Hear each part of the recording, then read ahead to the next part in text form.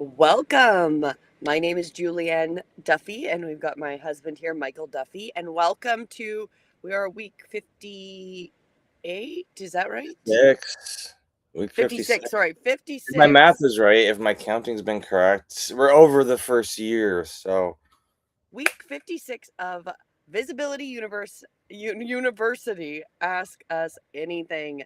So, as always, we start with an open question, part of our session, where we're going to keep it open. You can put your questions in the chat. Let us know what you have, any information that you want us to look into, and then we're going to jump into some learning at the end today.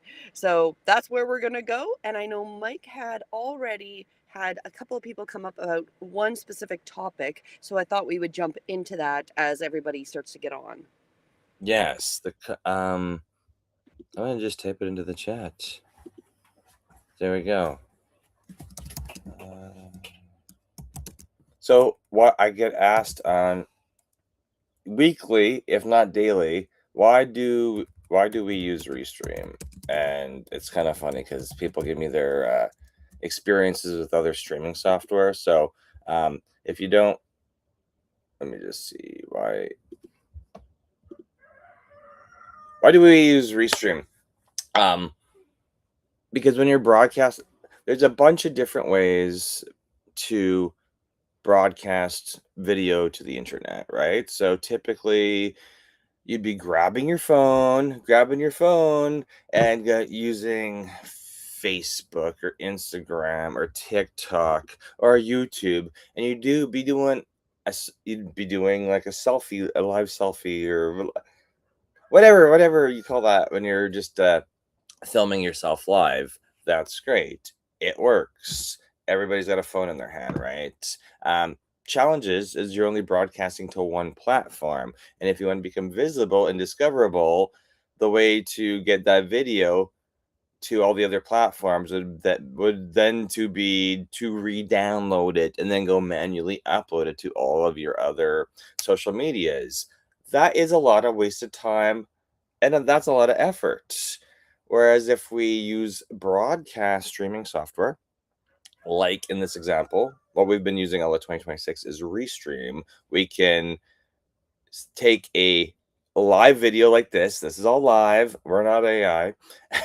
Or a pre-recorded video, and you can broadcast it to multiple places at the same time. So you're refocusing your energy from a challenging way, manually uploading and sharing, to distributed, where you're taking a video from your phone or your laptop and sending it to multiple places at once. There is a lot of different broadcast software tools out there.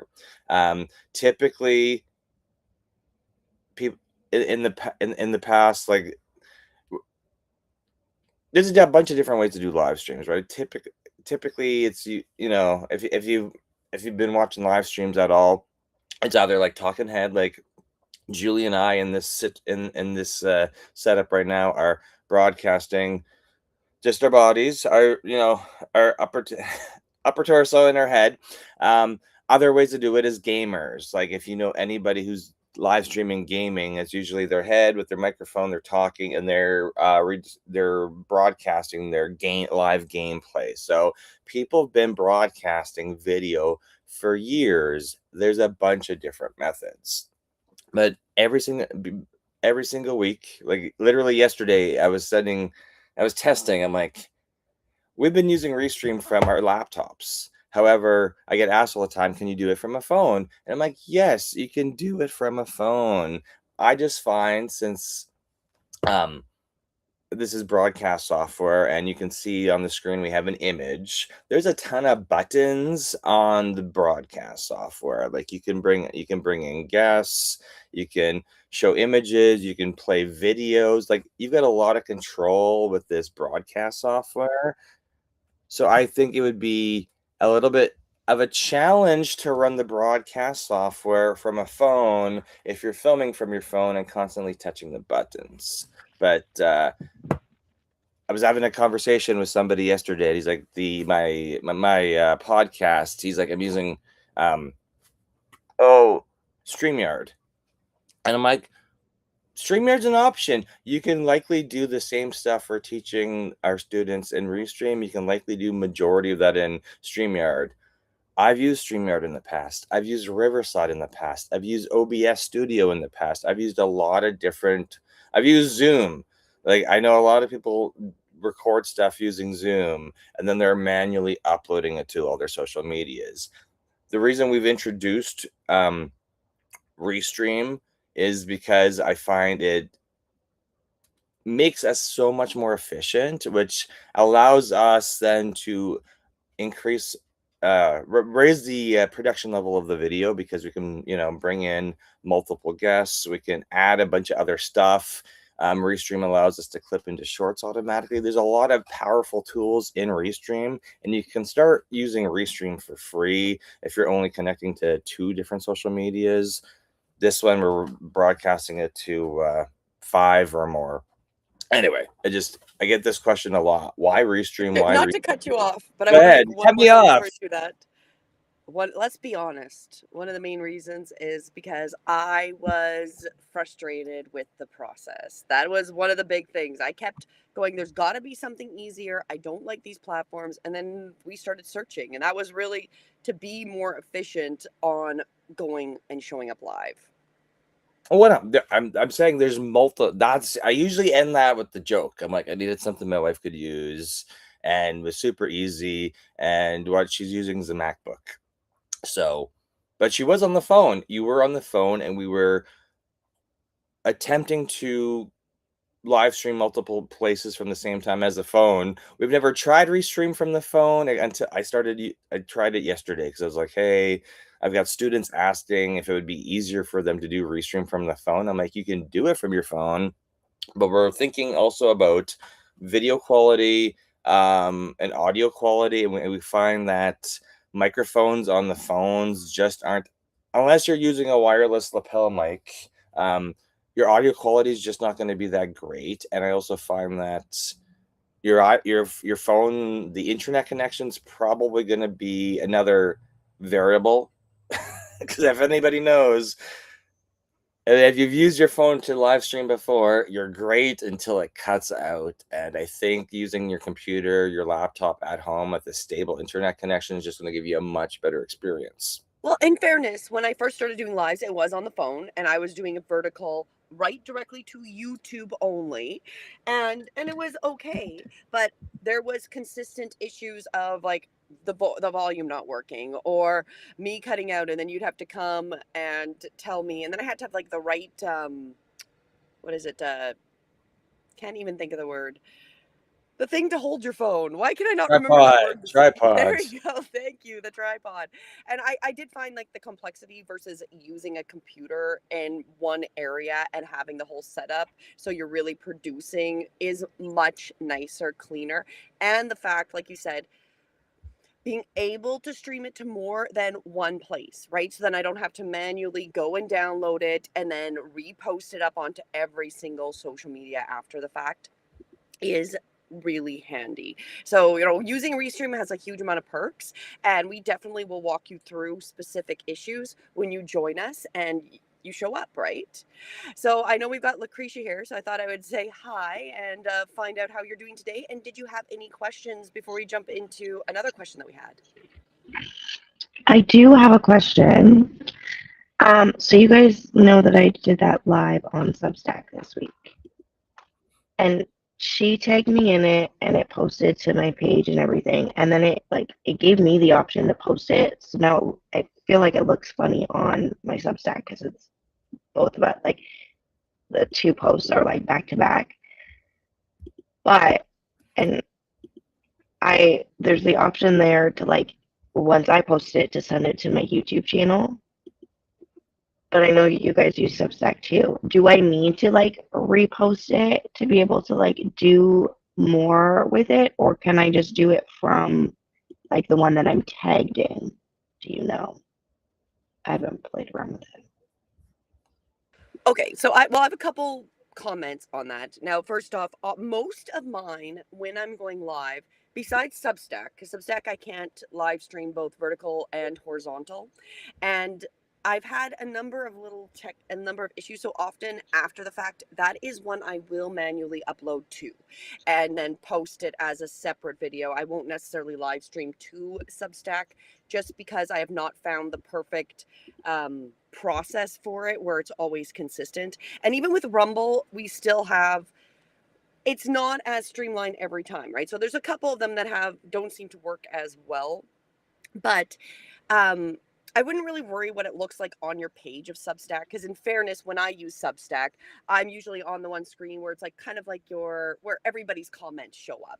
I don't Like spend a your lot of newsfeed type of thing. I don't spend a lot of time going to somebody's home screen. In all honesty, I don't even know if I've ever really clicked on it to somebody else's home Okay. screen besides things they've posted. So I wouldn't worry about that so much until you've got a bigger following, right? Until you've got a huge following, and if you think it really matters how that looks and if they're going to care, that's one thing. um Now we've talked about it, and I think our set, like, Mike, remind me, because I know when I showed you that we could go from Substack to YouTube, I didn't want to hook it up because on the back end I am skeptical about having too many things hooked up to my accounts, right? So if I know what I'm controlling, I know I have control of my account. We can restream through the back end, but I don't really know the process with Substack. Wasn't that part of the conversation? Plus, we didn't know if it was. Well, it's one of these things where since we're since we got monetized accounts, and there's always this worry that like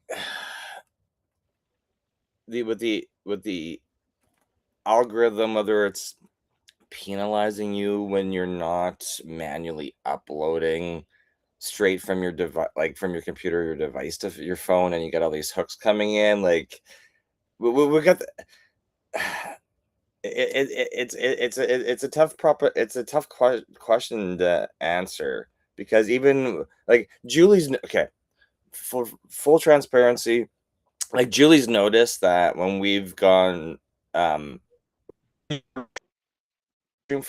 stream, we see views where when she was doing it natively from her phone, right? So we're like, okay, play with what are we willing to connect to YouTube versus doing it manually, because I don't want to believe YouTube says they don't limit your reach. The algorithm doesn't lessen your reach because you're using automation or streaming tools. However, I don't necessarily believe that based on other Well, based on our own experience, based on there wasn't. history, and we can look at the numbers but then I'm like, maybe so. And of course, this new feature, like we're live streaming both horizontal and vertical to YouTube, and it wasn't really a thing. YouTube announced it in 2025 but didn't really bring it out until 2026, and we only stumbled upon it with the restream because we knew like there was not really any instructions for doing it from YouTube. YouTube's like, do it, but they didn't Yes, really and provide their any instructions were, instructions. yeah, their instructions were very clunky and very like archaic, right? Like you would have to have your phone They set want up to you do to the use two vertical. different Exactly. They YouTube wants want you you to to be use doing two two different different devices. devices to do the stream simultaneously, which doesn't help if you want to have display things, because then only one of your devices you can display something, unless you're going to be somehow, because I don't know how you do it on your phone. I have not mastered that. But if you want it to show up both ways, this was the way I could have consistency of showing up both vertical and horizontal. I could have a screen show. I can then also see the comments on both vertical and horizontal. This one solved a lot of problems, but in the transparency, is YouTube not pushing my content as much? It does look like that, where when I would only be uploading vertical, I would get more views. But does that necessarily help me as much is also the question, because if people are viewing something but they're not really watching, well, they're probably not the right people for my content. So it's great, to get more and more eyes. You're going to find more people that are going to see you. But my thought was getting to more platforms was even more important, right? So you have to kind of rate what is most important for what you are creating, because like we're doing with our visibility engine, we are literally customizing for each user what's going to work for them and what tools they like using. Right now, if somebody really likes Substack and likes doing it the opposite way, so going live to Substack and then feeding it to YouTube, and that works really well for them, and ideally we want to do more than just the two, but that's a process we put in place if that's what really works for you, right? For us, that's not been our experience because I do not find Substack consistent. That is my problem. It's not consistent on. We're even trying to figure out why. Sometimes it gives you shorts. Sometimes we've had problems, and then we're wondering, like in the back end, if there's too many shorts it's made, so then it won't make any more shorts, and if you have to go clear it out. But then it's different because it's difficult to go in the back end. It's not as clear as other social media forms, right? So Yeah, How it's how how much time have you spent on Substack, Lucretia? that was my first live. Well, I know, but have you been like reading, like following other people getting set up on Substack? Yeah, Okay. yeah. Like I read a lot on Substack, but I I was haven't. you I I have was gonna my just first say post. I read it a lot. If somebody posts a video, I don't watch it. I'm just like reading their, I guess it's like the 2026 version of a blog. I don't know. well, But and you are right because how I end up using it. This is how I end up using it most of the time is I will do my live stream, I will download it, and then I will upload it as a posting to Substack with the description, which my descriptions, I know we talked about that in our private session, but my descriptions are pretty thorough, especially when I'm doing the astrology stuff. So they could literally just read the description and they know what my video is about. And that's how I've been posting it. So I'm getting some content on there. I don't think it's necessarily my perfect platform, but I do like certain aspects of it. So that's how I've been using it. I liked that it would like because I did the live this time, so I was able to see like the text version. They did like audio, and then there was like the video. So I like that it has the three mediums. Like, and I feel like I could probably use that more. But obviously, YouTube this year is my focus. So unless I'm doing it like I'm this kind of posting the same thing or whatever, I'm probably not gonna do too much with it unless like I see it yeah. valuable as a way. It'd be like auto posting to Reddit if we could do that, or just text transcripts from the shows or whatever. Because Visibility University, we want to make content and get it everywhere.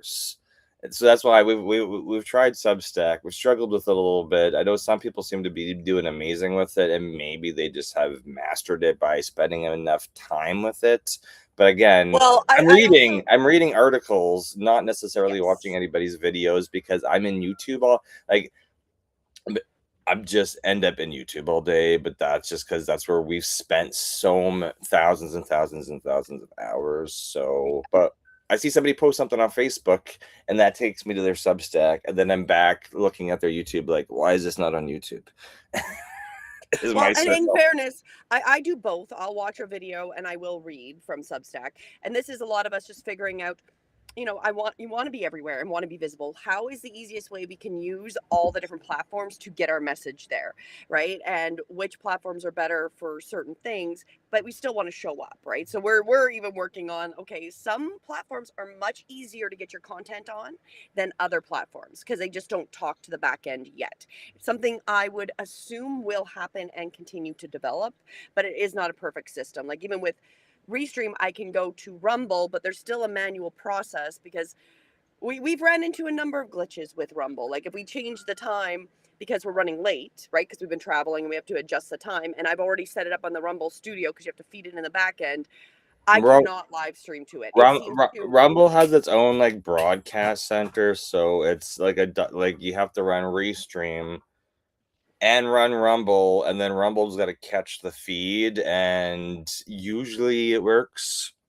And then when it doesn't, it completely frustrates you. But this is why it's nice doing everything in Restream, because it's recorded in Restream, and we can just literally, if it doesn't, if Rumble doesn't, if it doesn't go to Rumble properly, we can just, once this live is done, we can go and hit reschedule and then resend it to Rumble, and then it usually works on the second attempt. Exactly. Yes, So exactly. And we can also we could technically do that with Substack. I have preferred to just manually upload it just because it has been way less consistent than Rumble. Rumble just will have a weird issue occasionally, and it's often because I'm changing time, and clearly their end does not like if you change a time, even if you change a time on Oh, so both. you were and when you initially schedule it, and then if you go change the schedule time to a little bit later, it doesn't like that. Yeah, it doesn't seem it seems to always break, right? So then these are things that we're learning on how those software, because not all software is the same, right? And they're all created differently. And if you even think about with YouTube and all the different apps, you've got YouTube Studio, you've got the YouTube for the desktop, you've got the YouTube Creator app, you've got actually different ones, and they're not all the same. Sometimes you can't do the same process on your phone on one app as you can on your desktop. Sometimes it's just a different process, right? Well, Because and really we're just keep evolving and they're adding more things, and then they're working together. I It's think that's getting my better. the one answer I have when I get questions is I'm like, well, have you tried it? Because I can only give you my answer based on what we've tried over months, if not years, with a particular app or a particular platform. So when I got the questions yesterday, I was like, well, have you tried it? Have you tried it? Because I can say, hey, it's great. Restream's great. Oh, yeah, the pricing is better. Oh, yeah, I tested a trial. Oh, yeah. I'm like, well, I don't see your content out there. So, are you interested in getting started? I'm like, because you can literally, anyone who has an audio based podcast out there, any other content, you can bring it into Restream. You can literally just, you don't have to use Restream. You can literally go grab your Facebook Lives or your TikToks or your audio only podcast. Like YouTube will even, like, you can go manually upload it to YouTube, or guess what? If you've got an audio only podcast, YouTube does catch RSS feeds. I haven't been asked this question in like probably 6 months. But you can always send your audio only podcast into YouTube with the RSS feed, just for it to be another place to be indexed by the Google search engines and the AI search engines, so you show up on a Google search, just because you just want your content, your words, like your message, just to be as many places as possible. And if you can Well, to actually, feed back into the engine, right? and you Because know that's what, actually what I wanted. I bring this up with a lot of people. I'm like, we're using Restream really to run reruns, because Mhm. once you've recorded it, I'm like, yeah, well, once you've put it up on YouTube and all these other platforms, yeah, it's up there to discover. But what's stopping you from replaying the rerun once a day? You just go into Restream and add it to your broadcast schedule. Yes. And there's actually a couple ways we do that, because I actually use repurpose in that way as well.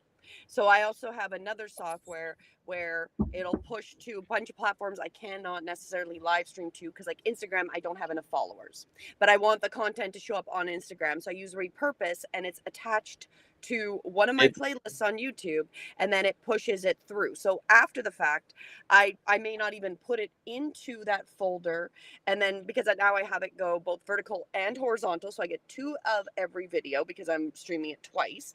And then I will go like the next day and put it in that folder, and I know it'll get pushed to that social media. And then I'm kind of getting to the habit where it's every second day I'll do, so one day I'm doing it and then another day, so it's showing up different days, the same, essentially the same video. One's just vertical, one's horizontal, and I've started doing that as a process. Before, I would just always put them right into the folder and they would immediately get posted into those other social medias.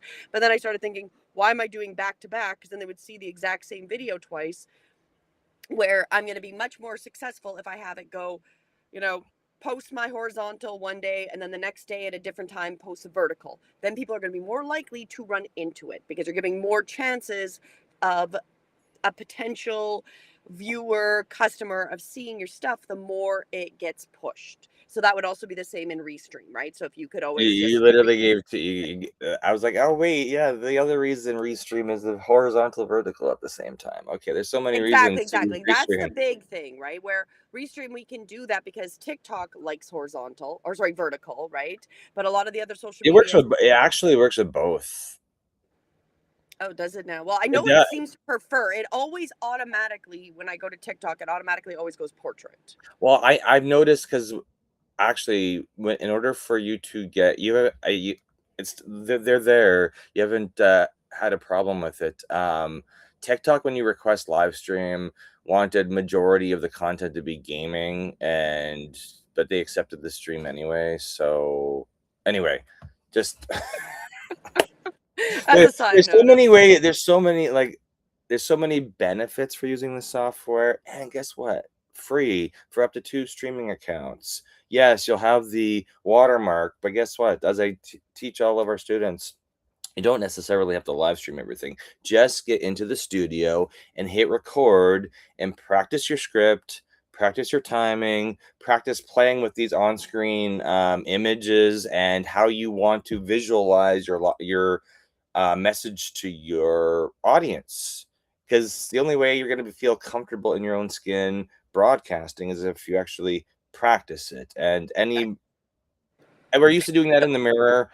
This is like your 2026. yeah, exactly. Yeah. Here's your 3D version of that. So I guess, okay, so Lucretia, I know we kind of answered but didn't really. We're not really sure, like I would play I, around with it because I do know what is, like you said, that you can convert it into the different forms, which is super useful. So maybe a plan that once you do your lives and you do it through your restream, that you then can put it to Substack, and we can also work on it because we can show you how we were putting it through Substack, but just because it wasn't consistent is why we I think stopped I think it doing was it. just I think it's just with Substack when you get set up with a Substack account, like you got to go through all the steps. It's like Rumble. You got to have X amount of subscribers. There's a bunch of but it's, each of these social platforms, there's a bunch of different steps you need to go through to enable live streaming. And then, of course, you have to test it to verify it actually works, right? Because that would have been our experience. YouTube's easy. You go request it, you get granted 24 48-hour access. You get live stream. You can't do that from your phone unless you got 50 subs, but you can do it from broadcast software like this with under 50 subs. TikTok, you got to request it and go live a couple times in shorter lengths before they let you do like an hour-long live stream. We don't have any experience with Instagram because you need 1,000 subscribers on Instagram. Julie and I are not in that boat, and I don't think any of our students that have come across yet are in that situation with Instagram. Substack and Rumble, there's definitely a bunch of steps to a bunch of instructions you need to go through and before they allow you to send a live stream there. That's why we've been testing it. Results have been inconsistent and we haven't really spent that much time, but I know you can manually go from Substack up to YouTube. We just haven't chosen to do that yet because we're just like, Well, I was really hesitant just because of is it gonna break our sounded views like on YouTube? Well, Mike, it actually, when I was going through it, and I could be wrong, but it did sound a lot like you were giving, when you give editor abilities, that was how it sounded like. And I was like, I don't want to give Substack editor abilities to my Well, YouTube. we And that was when I started going through it. So I never hooked it up because I'm like, I'm not going to do it this way. well, do you want to talk about editor access at all, or should we just go? We're like halfway. Did you have Well, any that other? might be a good one to talk about next week, would Okay. be the editor access. Did you have any other questions, Lucretia? No, I think that was just it. I know that like I use Descript a lot, and I'll automatically like push it from Descript to YouTube, and that's worked well for me. And my videos, those ones are mostly private because they're like client stuff that I'm doing for clients. So like Instructionals, the yeah. views are not like something I care about or was really paying attention to because it was just for that client. But that's probably something that I'm going to start playing with again too, because I know all of like my podcasts and stuff I edit through Descript. Well, and play around with the Substack because I do know it does like those features. Like it does have some great ones. One of my favorites is like after you post something, it'll show you like if you have an image and it'll have like a little write up. It actually looks really cool. So it's a really great way. I like how it does because it is much more for reading, right? So it'll definitely do up like an article to attach with your video and stuff like that. So play around with it because maybe you can become our master of Substack because I've been working with it. I've not mastered that. I'm always looking for feedback and tips because we only experience what we get to experience. And if somebody can show me something more efficient or a process that works well, that's what it's been funny to get so much feedback on Restream for people to tell me, oh yeah, I like it, I like the pricing, I like this, I like this, I like this. I'm like, why haven't you started? Because When I can go live on, they're paying for something else for a year and they haven't really used it. That's the answer. It's because they're paying for yeah, it. Well, we want I, to help people be motivated. If you paid for it, we want you to use what you paid for, right? Like yeah, if you're going to pay for streaming software, let's get you streaming. It doesn't even matter. It doesn't have to be a long stream, right? Like just get you comfortable using tools, because obviously when you take the step and the initiative to buy tools or pay for a subscription, you really want to do it. But then when you don't start using it, it's like you just need that little boost, right? This little It's like I got 2 days to use up all my credits. That's where I'm going to be for the next 2 days, and I'm turning off the subscription. But I really want it, but I just can't commit. yes. I may I not just, have that problem right now. I may or may not have that problem right now.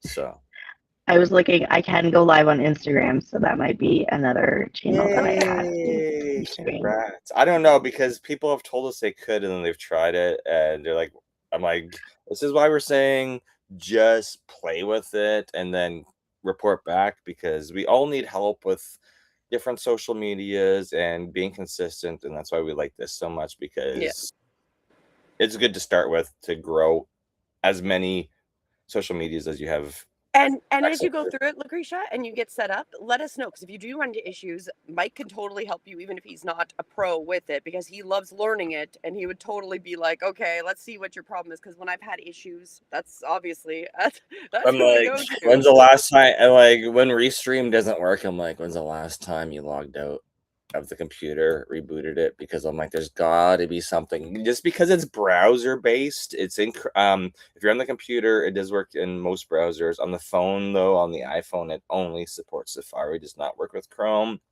And there's been certain things where we're like, is it us? Or is it them? Or do we just need to look at this tomorrow because it's completely infuriating us? So there is that factor. Yeah, you just need to rest. Just go I'm have a just nap, saying, go to we bed. It'll be better tomorrow. everybody I show Restream to likes it, but again, it's not my software. I'm not even like a affiliate for it, because I could tell you I don't really like being an affiliate for anything, but we use it. It's what we like, and anyway. And it could Can change at any moment, because if there's better software that comes, we will never ever hold ourselves to a brand, because we know how much things change. And that is the reality. Is one thing might start and be, "Oh, this is great," but yeah, we have personal preferences that if it's not something we create and control, we're not going to necessarily promote it and sell it. We may suggest that this is what we're using right now, but not guarantee that that's what we're going to be using in well, the future. remember, I told you when I was at the YouTube office at the end of March 2026. I showed the YouTube employees what we were doing with YouTube University, because obviously I'm using the word YouTube in this these classes that we're running, and I want to make sure everything's kosher. And I showed that they didn't even know Restream Live. They talk about, they want us all to use broadcast software to increase the production quality, because they know they got a problem. There's not enough content. The YouTube creators are not making enough content for the advertisers and the amount of eyeballs looking at YouTube every single Well, day. and fair enough, that is a complete perfect assessment, because you're not making enough because you stop and or give up, and then the content doesn't get better because you stop producing it. And that is actually a true point. The more you keep showing up and the more production you do and the more you produce content, the better your content will get. Like that is just going to happen, because the more you do it, the more you assess yourself, the more you start watching your own videos, it will get better. And we are at a point where Mike and I were actually talking about, this will actually be really good with what we're going to go into, but I want to talk about kind of what is defined as AI slop on YouTube. Okay, so AI slop essentially is where there's no human value added to the content. And then we were listening to somebody who's been very successful all doing AI. So I'm like, this is a fine line of where they're literally producing AI slop, but they're allowed to, and they're not being taken down, because this person even admitted they don't actually even watch their videos. So they're cloned, their voice is cloned, their video script is made by AI. They don't actually do any human part of it. The AI is even researching what they're going to talk about. And of course, it's always the trends of whatever is going to be clickable. And then this person didn't even know that it was saying something wrong because they didn't watch their own videos. That should be AI slop. But that's going through the system, and YouTube for whatever reason is letting that go through, right? So it's going to be interesting how we see. They're letting it through right now because it's not animation, and like 99% of the AI slops animation. So they're See, focused and right I'm now. like, is that the only thing? So it's like, no, I it's Julie, not really that person. It's an there's so much. avatar, right? It's a cloned voice, but because it's not a cartoon or a likeness, then that's okay. Even though this person has never read the script, didn't edit anything, didn't even watch the video after, right? So there's a problem. And then what is coming up is that the big solution to this is going to be authentic humans making content. And that is really the push of where I think a lot of viewers are also going to be tired of seeing, like, why are you hiding behind an avatar? Why are you hiding behind things? People want, the more we get AI impersonating humans, I think the more we're going to want humans wanting to have real humans to interact with, right? So that's why I'll even say, like, if the other day I choked on some water, and I'm like, I turn off my camera, come back, and I'm like, see, I'm not AI. I'm legitimately a human here having a conversation with you, right? So we're in a very interesting time. But let's go into what we wanted to talk about today, which does overlap a little bit about that, and it is. What's working on YouTube in 2026, what small channels are doing differently. So this is really what is, I think, the future. And yes, I do agree. Avatars can be very aggressive in their delivery. And then you're always wondering, and I wonder if the person doesn't watch their avatar, as a side note before we get into that, because they cringe because they know it's not them. They can find all the imperfections of the avatar, right? And that's so they don't like watching their own avatar. And so then I'm like, well, if you don't even like watching your own avatar, you need to do some healing because you got to get good at like watching yourself. Well, and one thing is, I think the main reason it was created as an industry was just for video sales letters, like for stuff that's supposed to be in a closed loop, not necessarily for mainstream content Content. production on YouTube. But hey, if you master it, well, it doesn't even mean you master it, because the thing we were watching, I was like, you admitted it that you weren't even watching your videos you're putting out there. I was like, mind Well, blowing. and Okay. this creator does admit that they're an avatar and they're using AI. They admit it, like that's not hidden. But when they're in this interview being interviewed, they admit that they don't. There is no human process. And then she's kind of bragging about the fact that her life You're used not identifying anybody, no male this or person's female. life. It's now so much more relaxed because they used to have to struggle to get up and do stuff every day. Now they can just sit there and relax for their mental health. I'm like, literally, you're doing nothing now. Your AI, you're making AI slop. You've just admitted it. If you didn't even know it wasn't saying something right, that actually infuriates me that you didn't add any value to it. And then I said, well, is the trend going to be that everyone's going to have an AI avatar, everyone's going to have an AI voice, and then their AI will because all the AIs will be finding the same trends or of the same content, and we'll have a Well, million videos of the exact same trending content because that that's all that's left. that brings up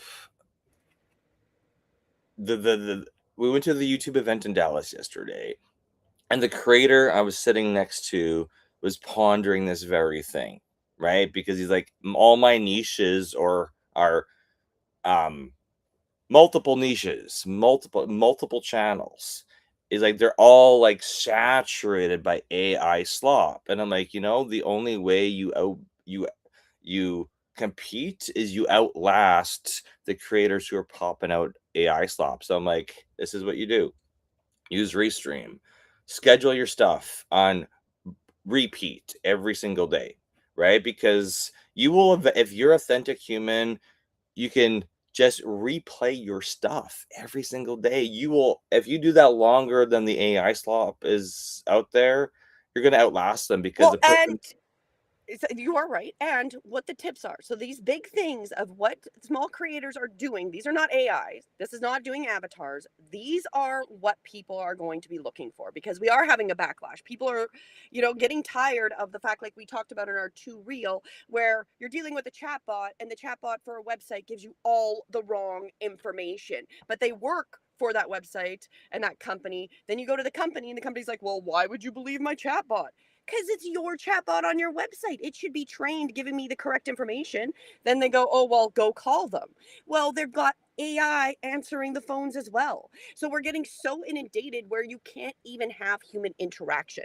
And people are already getting to the point of being tired of that. They want to be like, AI is useful. We want to use it as a tool. We want to have some of the ease of it, but we still need to have humanity in part of it. And that actually goes with another, all our shows do overlap. The honestly though, when we talked about the Pope writing the 45,000 word humanitarian document or whatever, where he specifically says he's concerned about humanity and people giving up the hard work, the hours and the effort to learn stuff. That is what people are giving up. And that's a perfect example of this creator where there is no human part of it. Well, I've always said, whatever script you make in YouTube University, Visibility University, whatever script you make, even if it's AI, you should be familiarizing yourself with that script, because I'm hoping you're reading it. But if it's, because if an audience, somebody in the future says, hey, I love your video on this, if your whole process is automated, you don't even know what content you're putting up. You're not Exactly. You won't familiarizing even know yourself what your AI with that said if you're not content. listening, right? Exactly, Because exactly. because if you ever, we've been in this situation before, if you ever get flagged on your YouTube account, YouTube is going to ask you to make a video of you documenting how you make your own videos. And if you And can't that pass and that that was test, and what you're pointing out is that was way before this AI stuff. This was early on when I was starting to get when I was at the monetization level, but I had gotten in trouble for something I had posted, and so they wanted me to show them and prove I was human, and I was adding a process to it.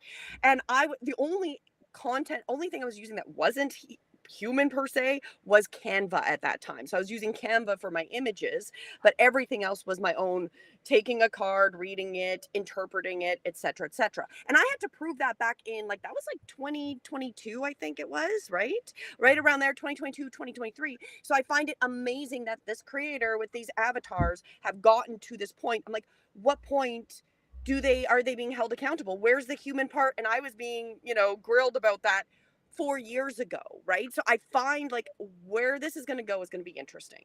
I But had I had the same I had the same issue at monetization. They're like, why do you have so many watch hours on these videos? I'm like, go watch them. They're DIY tech. Like, it's literally me recording my like, you know,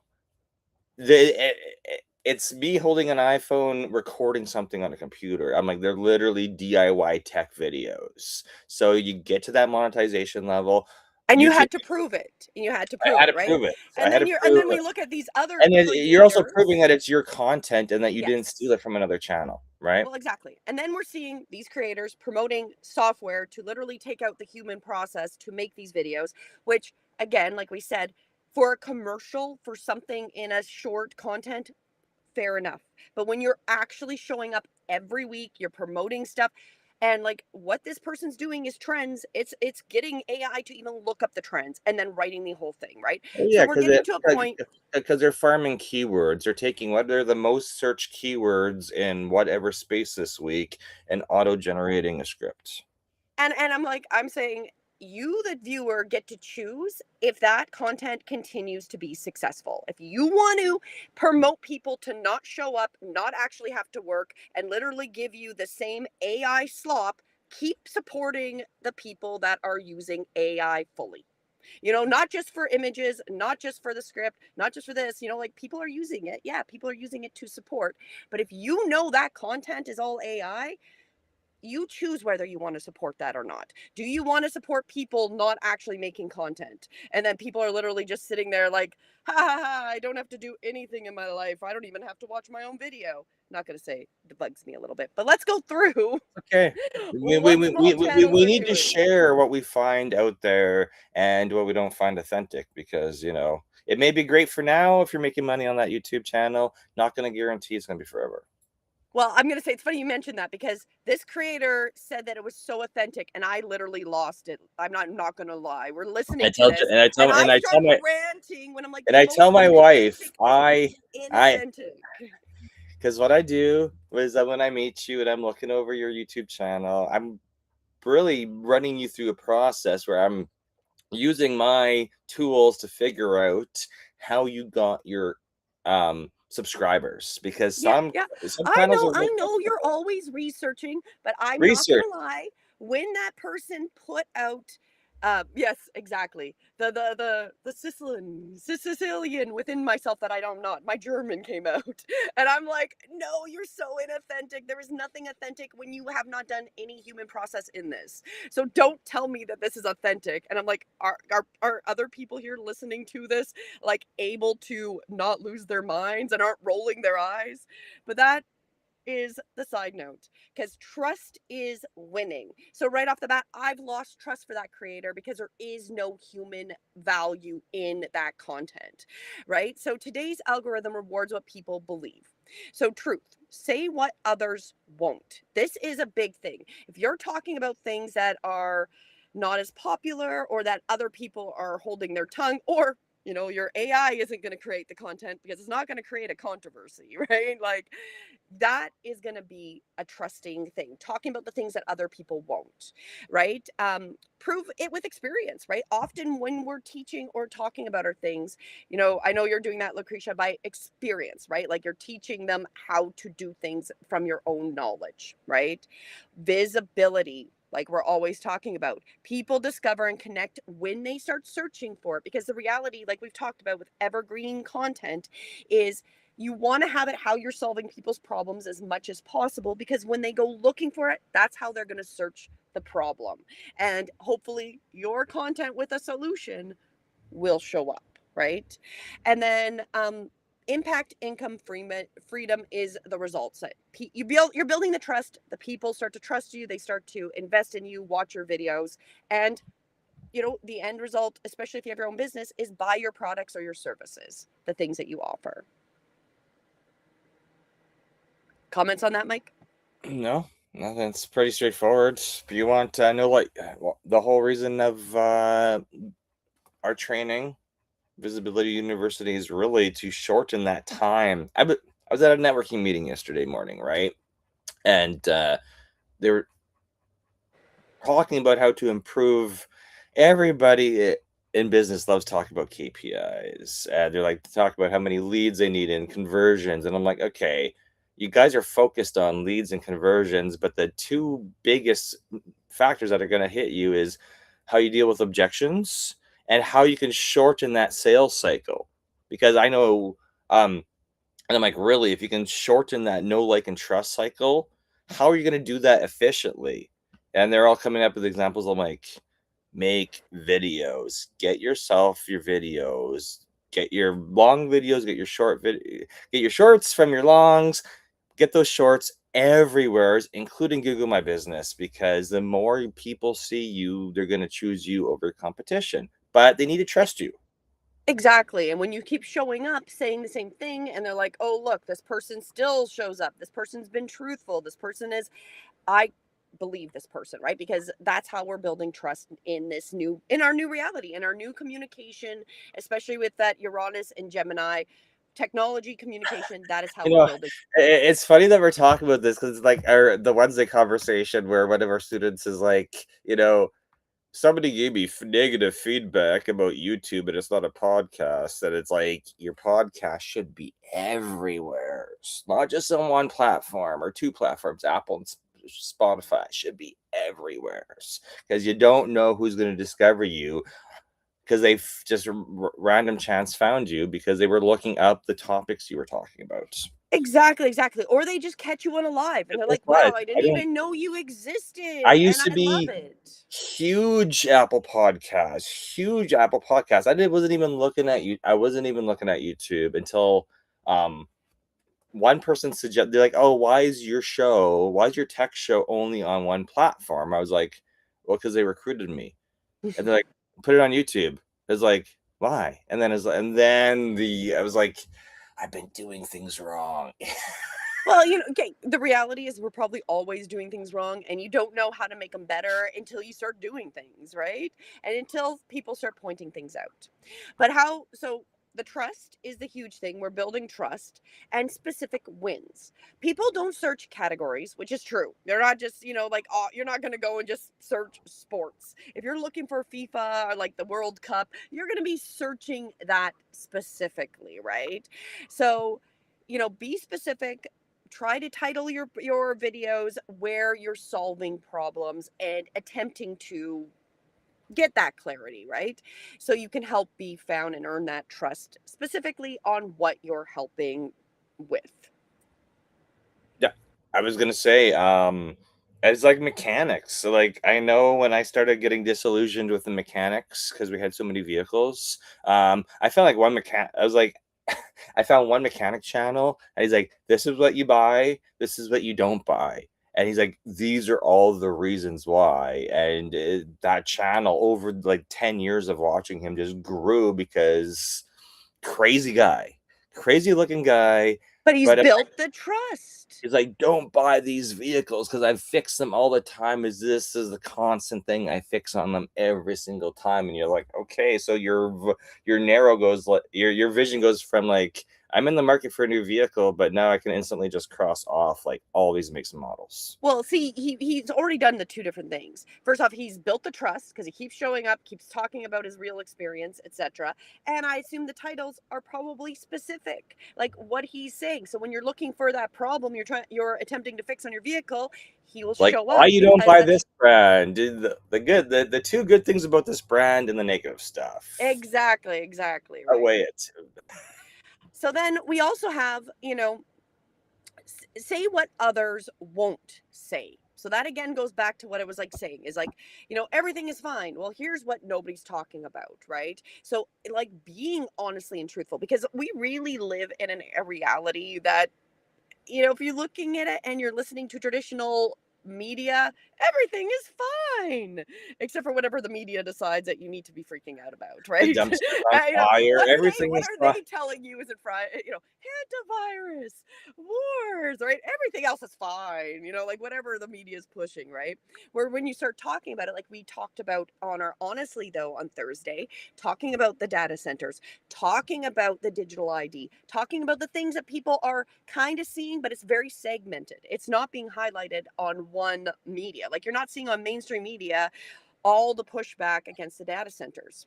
You're not seeing that. You might have a little blurb on one local newspaper, which is happening everywhere simultaneously, but it's not getting like national coverage, right? So those are things, things that people won't talk about, mistakes, like being honest about that. Like that is what the being human, like I said, like, we choking on water or coughing or just saying a word incorrectly that That's how you know on it's an AI AI slop. voice. That's how you know how it's AI slop, but the words don't match the captions, and you're like, they did not say that properly. Okay, Yeah. Well, you know what? When the word matches, but and it's it the may wrong not be word. And slop, when the but word matches and it's the wrong word, you just know that human no, no, said the no. wrong If the word. video looks amazing, but the words don't match, then it's slop.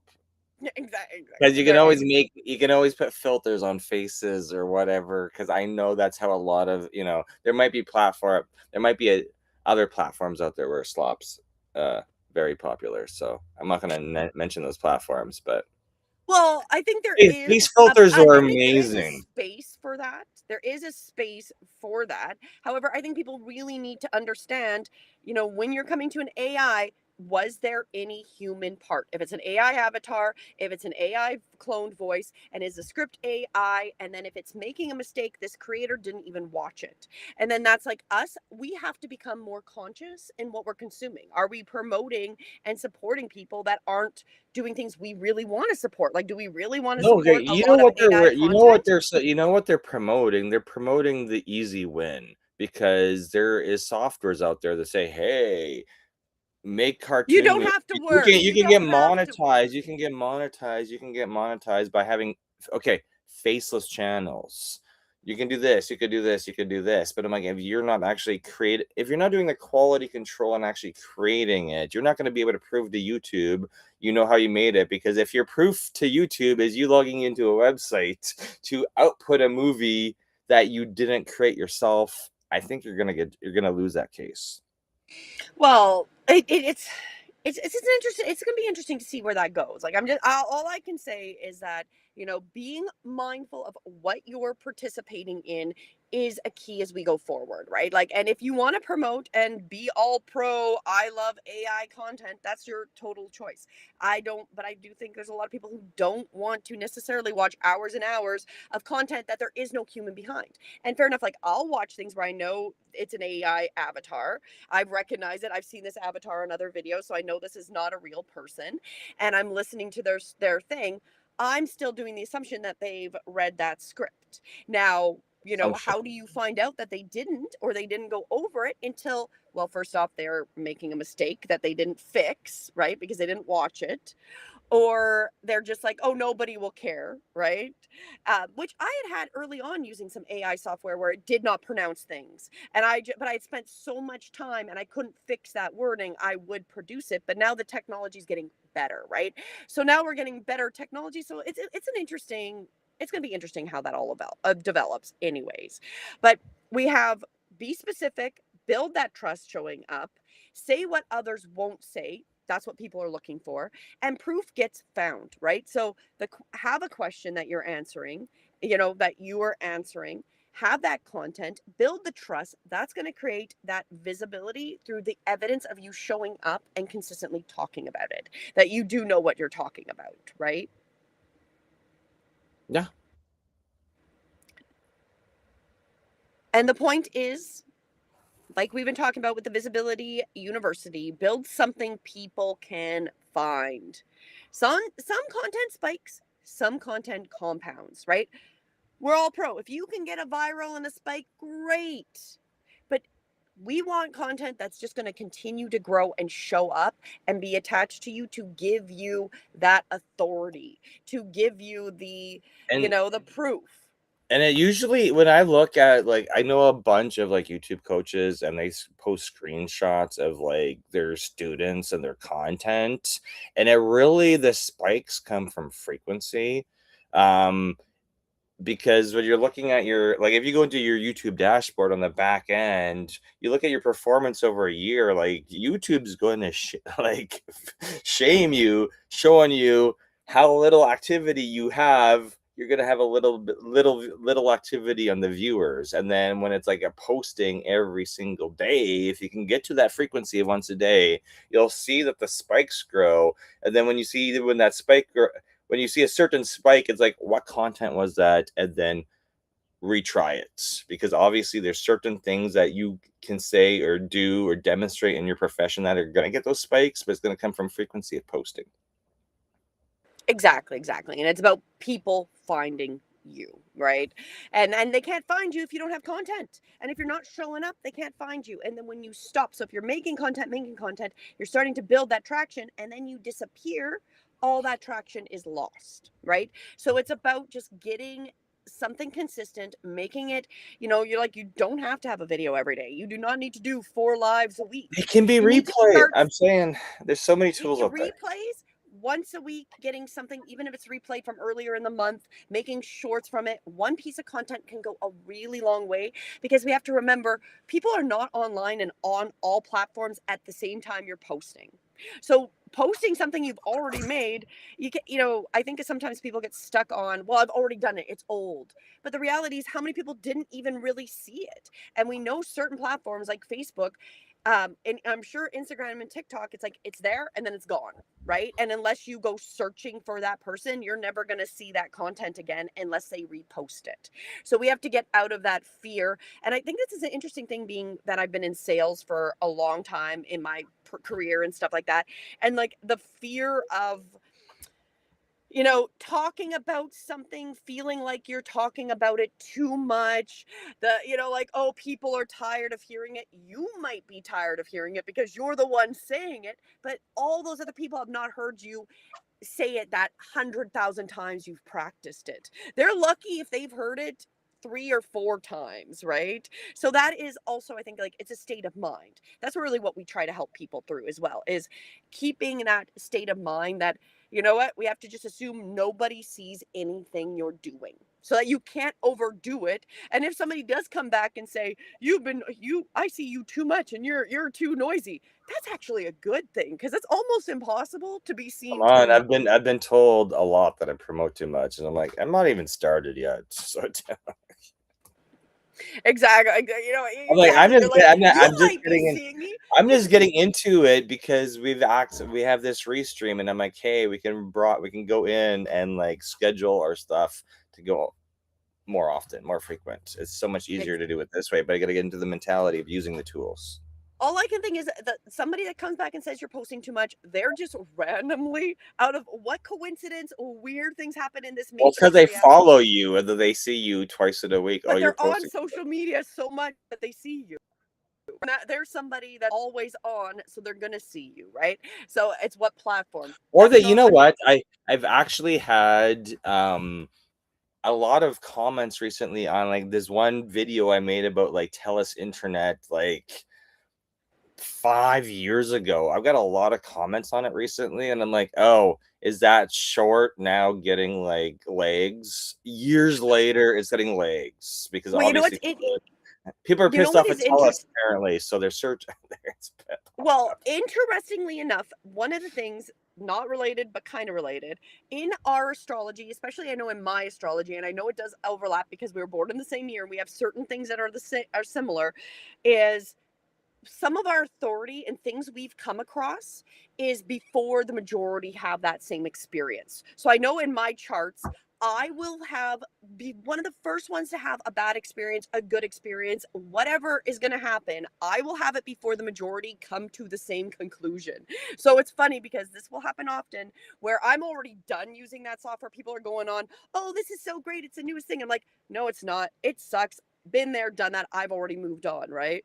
So I find that interesting when you start to see trends like that, right? Oh, but we've had other friends, like other monetized YouTubers, tell us that they're like, I know you're telling me to broadcast every week, but I don't feel like it because my most popular videos are like 6 years old, and I'm like, yeah, but in 6 years from now, you want your 2026 videos to be the most popular. Exactly. So if you notice something and you're having that thing, it's worth talking about it, because you never know. Because now, obviously, TELUS Internet is bugging people because it is not good. It's not. So they're searching for how do we fix TELUS Internet, and my videos popping up is pretty much Exactly, because you were all like, that's a whole that's what. nother episode of an hour to talk about that. Exactly, right, is making content and not expecting overnight wins. Overnight wins and virality are amazing if you can get them, but we're teaching you just show up, be consistent, because it's going to compound over time. And once you When get everybody feedback, else has given up, when that AI has given up, when that person that is maybe doing it. if you can outlast all the other creators in your niche, you're gonna those videos will live forever, and you can always repurpose your content. You'd be like, hey, look at what I was talking about 5 years And when ago, and I'm somebody still new correct about finds this. you, exactly. When somebody new finds you, they go to your channel, they're like, holy crap, this person has a library of Well, content. no, Wow. I bring that up a lot. I'm like, why did I not like these videos that are like 10 years old? Why didn't I know this 10 years ago, or even 5 years ago? I could have saved myself so much hassle. Well, in But fairness, we don't know what we don't know till we know it, right? Or until we ask the right question, right? And it's interesting because even me going back to a lot of the videos I made from 5 years ago, I'm like, wow, this is still good. I like my stuff. And I'm like, I have such an assortment. And what's interesting, again, another side note, and then we're going to finish this up with the Uranus and Gemini. What I was learning last night as I was doing some research for the live on Sunday is it really likes things being combined that weren't traditionally together. So things that we've been combining and I've been combining, I've been ahead of the loop. So astrology and technology, we're talking about that. We're talking about that every week, about how the energies overlap and then how technology overlaps. So bringing those type of concepts together. All the different concepts we're using, this two truths and a lie. So combining an am I the asshole style with like a game to inform you on technology issues. So in like a way that we can really bring up how important and how these things aren't really being talked about, but you need to be aware of, but in a totally different way, right? So this is the time that if you can bring things that don't traditionally have never been together because people never really thought how of or saw how they do work together, that is something that's going to grow in this trend as well. So whatever you're doing, bringing that uniqueness will help, as a side note. Oh, there's lots of cancers. Oh, Lucretia, I know I'm a Cancer. My birthday's next Sunday. You have a lot of home, a lot of family. And then when you start looking into like different transits and stuff like that, like all of my stuff overlap with Uranus and Gemini. And it's so weird. It's like everything is being emphasized, especially once my birthday hits. So we'll see how that all works. 4th and then the 15th. Oh, wow. Well, I didn't even know it was his birthday. That's or the 15th is it July? No, it's July, right? Yes. That's what I did know his birthday was in July. That's awesome. Yeah, the Cancers. We're all so emotional. Mike has no comment. That's why I'm an emotional generator. Like I literally have to wait on decisions for like a good week because I can't. I get so emotional, and then I get fiery. So And which then, I think I is feel really yeah, I feel you you. know what? And when I meet certain people, I'm like, you seem a lot like me. And like, are you a Sagittarius? I'm like, how did you know? Well, there, you know what? It's funny because there is certain signs you just have like it's a stereotype. It is like they just have certain features that go like that. But I do, Lucretia, I totally get that. When I talk, oh, I feel like that's the first thing. It's not going to be Julie's the like, you're hurting logic. my feelings, and I'm like, it's Exactly. not It's like I intentional, and I feel this. literally just pointed out something. So how is that hurting your feelings? And I'm like, you hurt my feelings all the time. Just I we're have just lots of like feelings. emotional, and that's like Well, and in if fairness, something I get happening, it. I have and, to like. and Sagittarius is like the opposite, no emotions. No, there is emotions. It's just different. And in fairness, logic comes after the feelings. Like I'm feeling it and intuiting it, and I will tell Mike straight up. I will tell him like me going on the rant about this, listening to this video of this person that literally uses AI for the entire I'm process, right? and I'm And just I'm like, watching it for information, so I know that doesn't matter. My I feelings can are point them I'm out in a offended. anyway. I'm just like I need to conduct market research and know who's And doing so what. So if a he student comes, balances out my feelings. So because when I'm all like telling him my feeling opinion, then he tells me the logic, and I go, well, whatever, your logic makes sense, well, but I'm going to tell you how I feel it's one of those anyways. things. It's good to know who's out there in your niche, who seems to be doing well, and how, and like deconstructing how they did it, because What can you usually learn? there's shortcuts. Usually Exactly. there's shortcuts, and those shortcuts haven't been flagged by YouTube yet. We'll just put that out Exactly. there. Don't do And shortcuts. I've had other people come and show me their channels, and I'm like, you got flagged because you did a shortcut. They're like, no, I didn't. It looks like you did it. If I look at your channel, it looks like you did a shortcut. But well, and it's about being really authentic, right? Like actually being real, showing up, offering what your knowledge is, so you're building that authority that people can find you because you constantly keep showing up. That is the rapport, building that trust and building the content. So when they do need your help and assistance, because the reality is people that are following you may not need your assistance until a certain time in their life. And then just like you with this tell us one, right? 100%. I earlier in this call I talked about sales cycles, right? And some people know they got a sales cycle of 3 to 6 months. I'm like, you know what? People ask me questions years later, and I'm like, what? You still haven't moved past this this question about your website you asked me 3 years ago. You still haven't made a change.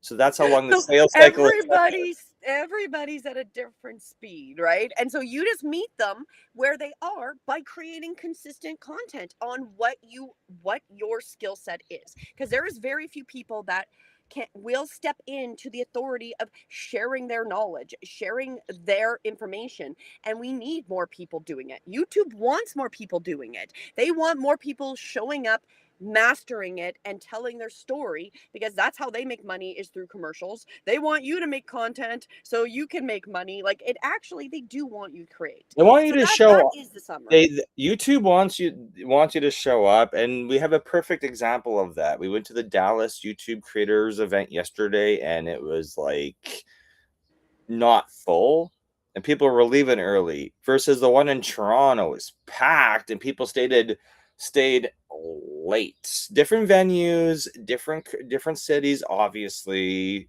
Toronto's bigger than Dallas, I bet.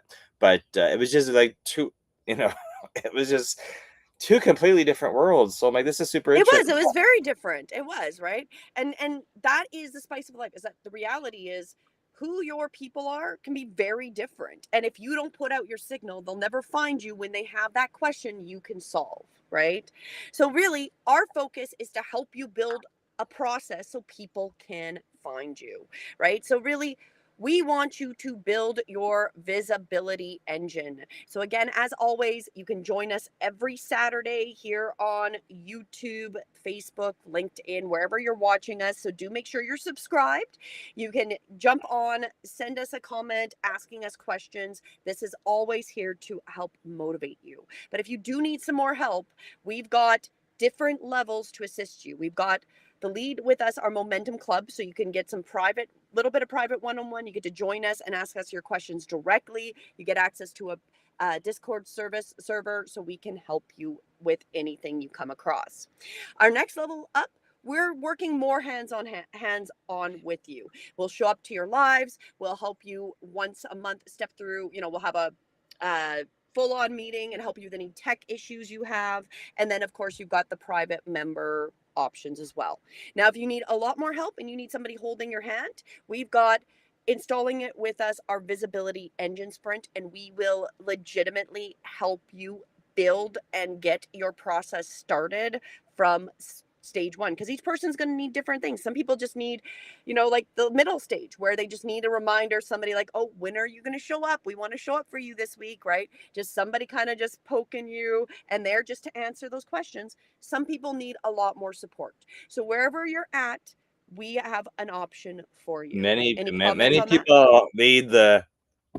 Have you made content yet this week? No. I'm like, well, I haven't. Like, you need to get it, even if you're just recording it and it's not for public eyes. We want to get you into the. It's got to be in your planner, paper planner, digital planner, whatever you use to organize your life. You gotta get the content scheduled in. And it's easier to do it in small little bits and pieces and start to build it up versus trying to do a lot in, like, a lot of people say batch work. I'm like, I don't really think anybody, when they do batch work, really gets it well done unless they already have a complete production team ready to go. When you're getting started and you're doing it yourself, it's like you got to pick that one day a week or twice a week where you're like, okay, I got half an hour. I can get in front of the camera and just practice on-screen presence. I can practice the restream tools, and I can practice reading scripts, because each person. You go just like me and you practice live, and that is how you get better. You put yourself right out there and you're like, you know what, if I'm going to do this, I'm just going to go put myself out there. But again, we're going to help you find your groove, because each person's different. Some people are going to be way more, I need to practice the back end. I need to, do this before I go live. Other people like me, let's just put it all out there. And a lot of the questions I get, I'm like, you haven't practiced. how could you tell that? I'm like, I'm like, really? I'm like, have you tried it? I'm like, I'll try it and I'll send you screenshots of me trying it, but I want you to try it as well because we got to get comfortable with it. Exactly. So we offer a bunch of different levels. Check them out at our website, IamYouTubeFamous.com. We do have a few other services and products just to let you guys know about.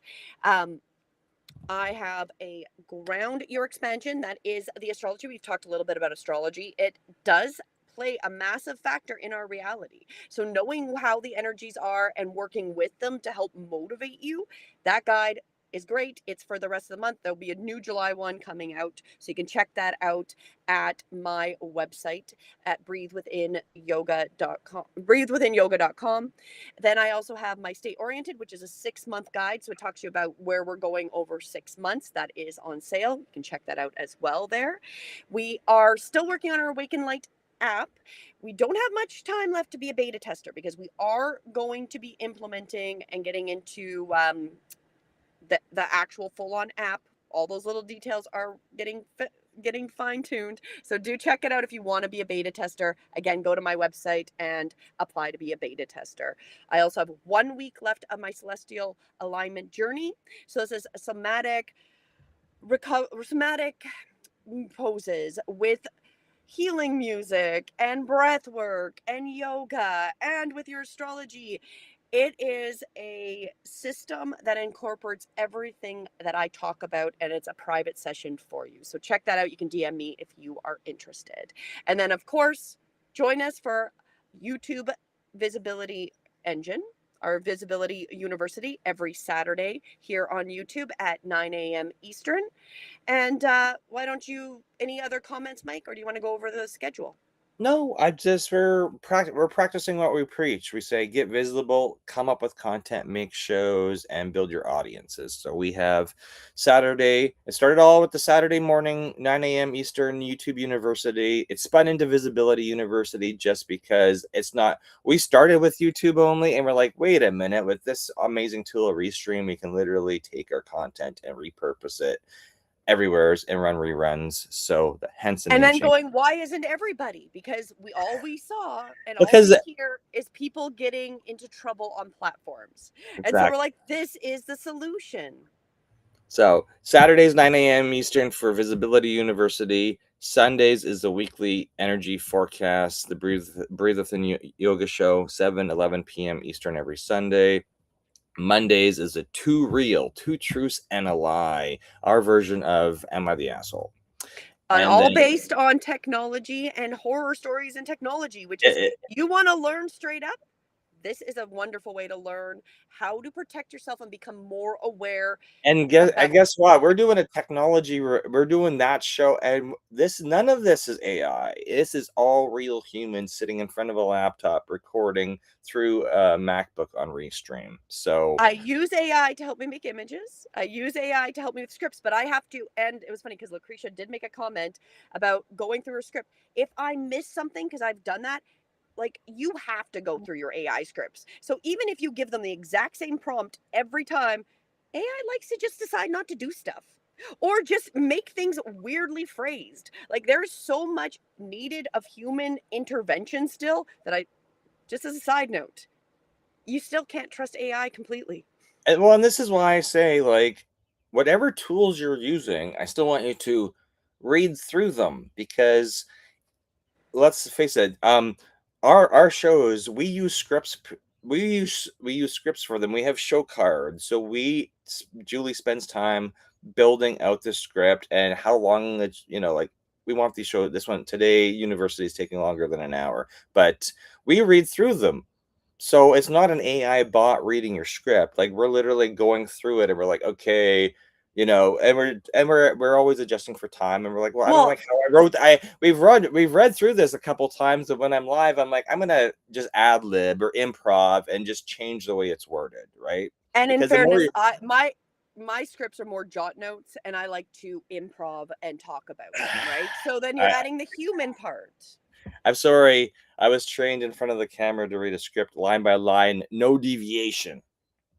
So we have conflicting My styles. wife's I'm like, like, you just read go off the with script too it. much. And Just I'm like, wing I was it. not allowed to deviate on the Hollywood scripts because they would stop filming if you didn't read your line right. There was no, you were not allowed to improv. So we're always teaching each other. I'm promoting Mike to be more improvisational. That's a word, right? And then I'm also getting to be a little more clear of things that should be in the script and making sure it sounds good. So we're kind of both implementing them together, and that's how you get better, right? And if we weren't practicing, we wouldn't get this experience, right? So showing up, you can come join us live 4 times a week. Come and join us. And then, I think the last one we didn't mention was Honestly Though, which is Thursdays. And it is a mixture of astrology and news. So we look at astrology, we look at news, and it often overlaps with the technology. And it is very encompassing. Again, it's very much of an add on to the Too Real about like, where are we going? What are the energies supporting? And what is really happening? In this reality that we're living in. So these all seem very different. So this is interesting because it's very much all our shows are Uranus and Gemini of kind of things that weren't ever put together being put together to give the viewers more information, more a deeper sense of how these things can work together because they're not separate. Technology, astrology, the being visible, these things are not actually separate. They all actually complement each other, which is kind of an interesting how this has worked its way out. But do join us. We're live. Follow us on at Breathe Within Yoga on YouTube and at I Am YouTube Famous. You can follow us there. You'll be notified when we go live. Any And if you're final looking, comments? no, and everybody, like, I get this question a lot of times, where's the replays? I am YouTube famous. It's simple. It's easy to find on YouTube, and these are just purely live streamed to YouTube. And it's good question. Where's the replays for this show?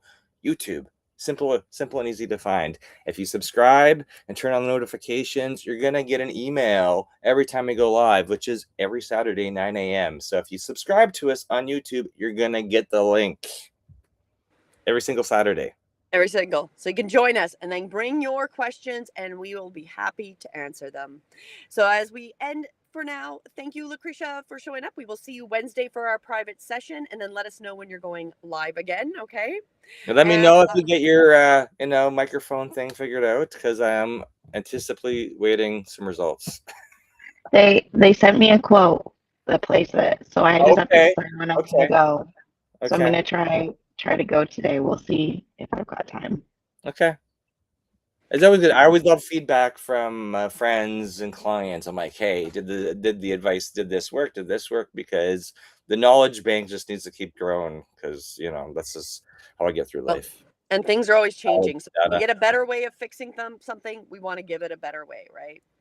So on Yeah. that, we will see everybody tomorrow night. I'll be live at 7:11 Eastern for the weekly energy. We are going into the solstice and into by the end of the week, we'll be just on the verge of the Mercury retrograde that's hitting for June and July. So it's some interesting Great. astrology. Yeah, there you go, Mercury retrograde. It's an interesting one this time. So do join me to find out what is going on. Mike will be with me, and that'll be tomorrow night at 7:11. So join us then, and we will see everybody here again next Saturday.